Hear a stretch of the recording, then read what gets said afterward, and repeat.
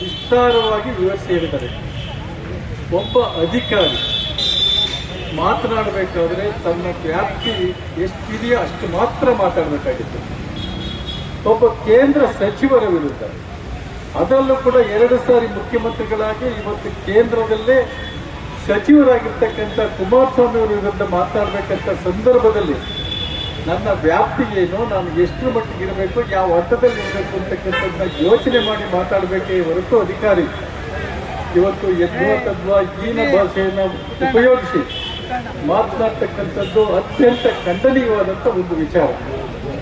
ಇವತ್ತು ಕುಮಾರಸ್ವಾಮಿ ಅವರು ಅವ್ರ ಮೇಲೆ ಅಲಿಗೇಷನ್ ಮಾಡಿದ್ದಾರೆ, ಒಪ್ಕೊಳ್ತೀವಿ. ಏನು ಮಾಡಿದ್ದಾರೆ?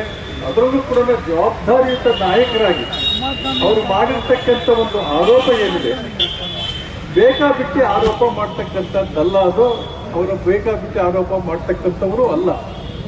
ಜವಾಬ್ದಾರಿಯುತವಾಗಿ ಮಾಡಿರ್ತಕ್ಕಂಥ ಆರೋಪವನ್ನು ಅವರು ಕಾನೂನು ರೀತಿಯ ಅಥವಾ ಬೇರೆ ರೀತಿಯಲ್ಲಿ ಅದರ ಬಗ್ಗೆ ಪ್ರತಿಕ್ರಿಯಿಸಿ ಅವರು ಅದಕ್ಕೆ ಪರಿಹಾರವನ್ನು ಕಂಡುಕೋಬಹುದಾಗಿತ್ತು. ಆದರೆ ಇವತ್ತು ಅವರು ಒಂದು ಪ್ರಾಣಿಗೆ ಹೋಲಿಸಿ ಅವರು ಮಾತನಾಡ್ತಕ್ಕಂಥದ್ದು, ಅದರಲ್ಲೂ ಕೂಡ ಒಬ್ಬ ಪೊಲೀಸ್ ಅಧಿಕಾರಿ, IPS ಅಧಿಕಾರಿ, ಅವರ ಮೇಲೇನು ಲಂಚದ ಆರೋಪ ಇದೆ, ರಾಯಗಾರರ ಮೇಲೆ ಮನೆ ಕಟ್ಟಿರ್ತಕ್ಕಂಥ ಆರೋಪ ಇದೆ. ಇವತ್ತು ಸಾರ್ವಜನಿಕ ಜೀವನದಲ್ಲಿ ಸೇವೆ ಸಲ್ಲಿಸತಕ್ಕಂಥ ಒಬ್ಬ ಅಧಿಕಾರಿ ಪಕ್ಷಾತೀತವಾಗಿರಬೇಕು, ಪ್ರಶ್ನಾತೀತವಾಗಿರಬೇಕು. ವಿವಾದಕ್ಕೆ ಆಸ್ಪದವಾಗುವಂಥ ರೀತಿಯಲ್ಲಿ ಅವರು ಹೇಳಿಕೆಯನ್ನು ಕೊಡಕೂಡದು. ಆದರೆ ಇವತ್ತು ಅವರೇನು ಹಿಮಾಚಲ ಪ್ರದೇಶದ ಕೇಡರ್ ಏನಿದ್ದಾರೆ ಚಂದ್ರಶೇಖರ್, ಅವರು ಬಹಳ ಉದ್ದಟತನದಿಂದ ಮಾತನಾಡಿದ್ದಾರೆ. ಅದರಲ್ಲೂ ಕೂಡ ಮೀಡಿಯಾಕ್ಕೆ ಅವರೇನು ಹೇಳಿದ್ದಾರೆ ಅದೇ ಮೀಡಿಯಾಕ್ಕೆ ಇವತ್ತು ಕೊಟ್ಟಿದ್ದಾರೆ. ಅವರು ಇವತ್ತು ಹೇಳ್ಬೋದು, ನಾನು ಕೆಳಗೆಲ್ಲ ಅಧಿಕಾರಿಗಳಿಗೆ ನಾನು ಪತ್ರ ಜಿಲ್ಲಾ JDS ಪಕ್ಷದ ವತಿಯಿಂದ TC ಆಫೀಸರ ಮುಂಭಾಗದಲ್ಲಿ ಇವತ್ತು ADGP ಲೋಕಾಯುಕ್ತ SIT ಮುಖ್ಯಸ್ಥರು ಚಂದ್ರಶೇಖರ್ ಅವರ ವಿರುದ್ಧ ಇವತ್ತು ನಾವು ಪ್ರತಿಭಟನೆಯನ್ನು ನಾವು ಮಾಡ್ತಾ ಇದ್ದೇವೆ. ಇಡೀ ಜಿಲ್ಲೆಯಲ್ಲಿ ಇವತ್ತು ಎಲ್ಲ ತಾಲೂಕಲ್ಲಿ ಕೂಡ ತಹಶೀಲ್ದಾರ್ಗೆ ಮೆಮೊರಂಡಮ್ ಕೊಡುವ ಮುಖಾಂತರ ನಮ್ಮ ಪಕ್ಷ ಇವತ್ತು ತುಮಕೂರು ಜಿಲ್ಲೆ, ಇಡೀ ಕರ್ನಾಟಕ ರಾಜ್ಯಾದ್ಯಂತ ಇವತ್ತು ತೀವ್ರವಾಗಿರ್ತಕ್ಕಂಥ ಪ್ರತಿಭಟನೆಯನ್ನ ಒಬ್ಬ ಪೊಲೀಸ್ ಅಧಿಕಾರಿಯ ವಿರುದ್ಧ ಇವತ್ತು ನಾವು ಪ್ರತಿಭಟನೆಯನ್ನು ನಾವು ಮಾಡ್ತಾ ಇದ್ದೇವೆ.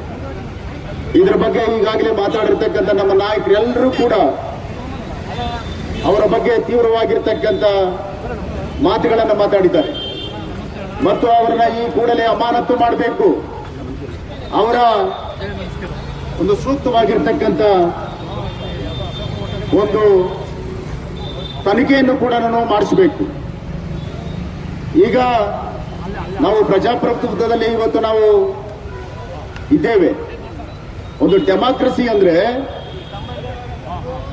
ಇಲ್ಲಿ ಜನಪ್ರತಿನಿಧಿಗಳು, ಜನರು, ಪ್ರಭುಗಳು, ಅವರಿಂದ ಆಯ್ಕೆಯಾಗಿ ಬಂದಿರತಕ್ಕಂಥ ಅವರು ಜನಸೇವಕರು, ಅವರ ಸೇವೆ ಮತ್ತು ಭದ್ರತೆಯನ್ನು ಒದಗಿಸ್ತಕ್ಕಂಥದ್ದು ಅಧಿಕಾರಿಗಳು.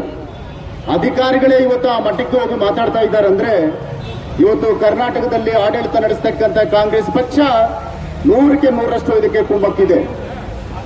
ಇವತ್ತು ತಾವು ಅರ್ಥ ಮಾಡ್ಕೋಬೇಕು, ನಿಮ್ಮಲ್ಲಿ ಇರ್ತಕ್ಕಂಥ ಒಬ್ಬ ಮಂತ್ರಿಗಳನ್ನು ಅಥವಾ ಉಪಮುಖ್ಯಮಂತ್ರಿಗಳನ್ನು ಅಥವಾ ಒಬ್ಬ MLA ಅವ್ರನ್ನ ಮಾತಾಡಿದ್ರೆ ನೀವು ಸುಮ್ಮನೆ ಬಿಡ್ತಿದ್ರ? ಇಷ್ಟೊತ್ತಿಗೆ ಈಗಾಗಲೇ ಅಮಾನತನ ಮಾಡ್ತಾ ಇದ್ರಿ. ಈಗ ಮತ್ತೆ ಹಿಮಾಚಲ ಪ್ರದೇಶಕ್ಕೂ ಕೂಡ ಕಳಿಸೋದಕ್ಕೆ ಪ್ರಯತ್ನವನ್ನು ಮಾಡ್ತಿದ್ರಿ. ಇದು ಒಬ್ಬ ಅಧಿಕಾರಿಯನ್ನ ಮುಂದೆ ಇಟ್ಕೊಂಡು ಈ ರೀತಿಯಾಗಿರ್ತಕ್ಕಂಥ ತೇಜೋವಧೆಯನ್ನು ಮಾಡಿರ್ತಕ್ಕಂಥದ್ದು ತುಂಬಾ ಅಪರಾಧವಾಗಿರ್ತಕ್ಕಂಥದ್ದು ಅನ್ನೋದು ನಮ್ಮ ಪಕ್ಷದ ಒಂದು ತೀರ್ಮಾನ. ಇವತ್ತು ಪೂಜ್ಯ ಕುಮಾರಸ್ವಾಮಿ ಅವರು ಈ ರಾಜ್ಯದ ಅತ್ಯಂತ ಜನಪ್ರಿಯ ನಾಯಕರು, 2 ಸಾರಿ ಮುಖ್ಯಮಂತ್ರಿ ಆಗಿರ್ತಕ್ಕಂಥವರು, ಈ ಒಂದು ಭಾರತ ದೇಶದ ಶ್ರೀಮಾನ್ ನರೇಂದ್ರ ಮೋದಿಯವರ ಪ್ರಧಾನಮಂತ್ರಿಗಳು, ಅವರ ಕ್ಯಾಬಿನೆಟ್ ಅಲ್ಲಿ ಇವತ್ತು ಬೃಹತ್ ಕೈಗಾರಿಕಾ ಸಚಿವರಾಗಿ ಕೆಲಸ ಮಾಡತಕ್ಕಂಥದ್ದು, ಆಡಳಿತವನ್ನು ನಡೆಸತಕ್ಕಂಥ ಒಬ್ಬ ದೊಡ್ಡ ನಾಯಕನ ವಿರುದ್ಧ ನೀವು ಇವತ್ತು ಒಬ್ಬ ಪೊಲೀಸ್ ಇಲಾಖೆಯಲ್ಲಿ ಇರತಕ್ಕಂಥ ಒಬ್ಬ ಅಧಿಕಾರಿ ಈ ರೀತಿ ಮಾತಾಡ್ತಾರೆ ಅಂದ್ರೆ ಇದಕ್ಕೇನಾದ್ರೂ ಬೆಲೆ ಇದೆಯಾ ಅಂತಕ್ಕಂಥದ್ದನ್ನು ನಾವು ಇವತ್ತು ಕರ್ನಾಟಕ ರಾಜ್ಯದಲ್ಲಿ ಜನತೆ ಕೂಡ ಪ್ರಶ್ನೆ ಮಾಡ್ತಾ ಇದ್ದಾರೆ. ಅದಕ್ಕೆ ನಮ್ಮ ಪಕ್ಷ ತೀವ್ರವಾಗಿರ್ತಕ್ಕಂಥ ಪ್ರತಿಭಟನೆ ಮತ್ತು ಹೋರಾಟವನ್ನು ಕೂಡ ನಾವು ಮಾಡ್ತೇವೆ. ಇವತ್ತು ಅವರು ಜಿಲ್ಲಾ ಅಧ್ಯಕ್ಷರಾಗಿರ್ತಕ್ಕಂಥ ಮಾನ್ಯ ಶ್ರೀ ಅರವಿಂದಪ್ಪನವರೇ ಹಾಗೂ ಇಲ್ಲಿ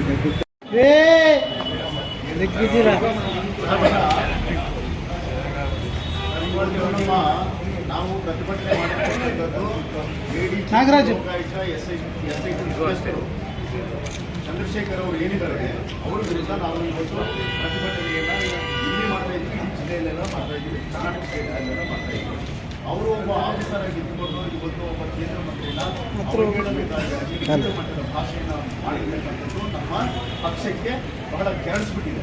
ಹಾಗಾಗಿ ಅವ್ರ ಬಗ್ಗೆ ಸೂಕ್ತವಾಗಿರ್ತಕ್ಕಂಥ ಕ್ರಮವನ್ನು ತಗೋಬೇಕು, ಅವರ ಕೂಡಲೇ ಅಮಾನತು ಮಾಡಬೇಕು ಮತ್ತು ಹಿಮಾಚಲ ಪ್ರದೇಶಕ್ಕೆ ಕಳಿಸಬೇಕು ಅಂತಕ್ಕಂಥದ್ದು ಇದರಲ್ಲಿ ಇರ್ತಕ್ಕಂಥದ್ದು ಎಲ್ಲ ಸಾರಾಂಶ. ಅದಕ್ಕಾಗಿ ಇವತ್ತು ನಾವು ಸುಮಾರು ಹೊತ್ತಿಂದ ಅಲ್ಲೆಲ್ಲ ಪ್ರತಿಭಟನೆ ಮಾಡಿದ್ದೀವಿ. ಈಗ ಫೈನಲ್ ಆಗಿ ಬಗ್ಗೆ ನಾವು ಎಲ್ಲರೂ ಪಕ್ಷದ ಕೊಡ್ತಾ ಇದ್ದೀವಿ ಸರ್.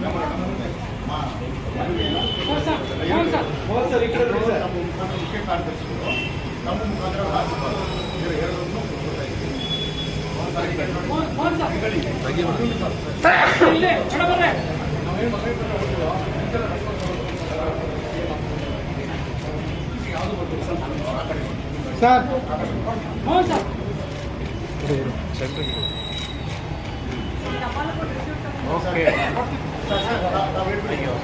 ಆದರೂ ಇದಕ್ಕೇನು ಎದುರ್ತಕ್ಕಂಥ ಪ್ರಶ್ನೆ ಇಲ್ಲ. ನಮ್ಮ ಕುಮಾರಣ್ಣ ಈಗಾಗಲೇ ಲೋಕಾಯುಕ್ತ ಕಚೇರಿಗೆ ಹೋಗಿದ್ದಾರೆ. ನೋಟಿಸ್ ಕೊಡದೇ ಇದ್ರು ಕೂಡ ನಾವು ಹೋಗಿ ಬಂದು ನೀವು ಯಾವಾಗ ಕರೆದ್ರೆ ಅವಾಗ ನಾವು ಬರ್ತೇನೆ. ಕಾನೂನಿಗೆ